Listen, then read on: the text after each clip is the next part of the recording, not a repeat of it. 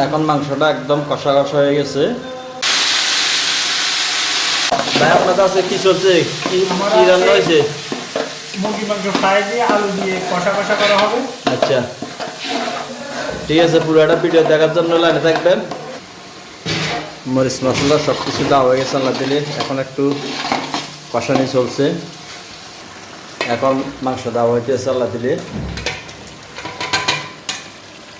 এই যে সব মাংস দেওয়া হয়ে গেছে। এখন একটু লাড়ি চাড়ি দেওয়া হবে। এরপরে মনে করা এই যে বুটের ডাল রান্না হবে। বুটের ডাল আছে, আবার এখানে আবার সবজি আছে, সবজি ফাঁকানো হয়ে গেছে। এখনও মাংস তৈরি হইলে আরও কিছু সময় লাগবে, দেখার জন্য চেষ্টা করবে সবাই। এখন মাংসটা একদম কষা কষা হয়ে গেছে। এখন তরকারি আলু দেওয়া হবে।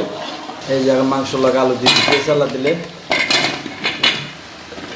40 জনে খানা পাকাতেছি। এখানে 40 জনে খানা পাক চলছে। আল্লাহ রসুলের নাম আজকে আলু আর মুরগির মাংস, আলু আর মুরগির মাংস। এরপরে মনে হয় সবজি আছে, ডাল আছে।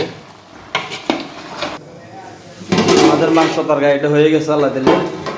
দেখেন কত সুন্দর, আলহামদুলিল্লাহ। মুরগির মাংস, আলু, এরপরে লগে সবজি আছে, ডাল। নিত্য আমাদের ভিডিও সবাই দেখার জন্য চেষ্টা করবেন। সব সময় আমি আছি আপনাদের পাশে। যদি আমার এই ভিডিওটা, রান্নার ভিডিওটা ভালো হয়ে থাকে, সবাই লাইক করবেন, কমেন্ট করবেন। ওকে, আল্লাহ হাফিজ, আসসালামু আলাইকুম।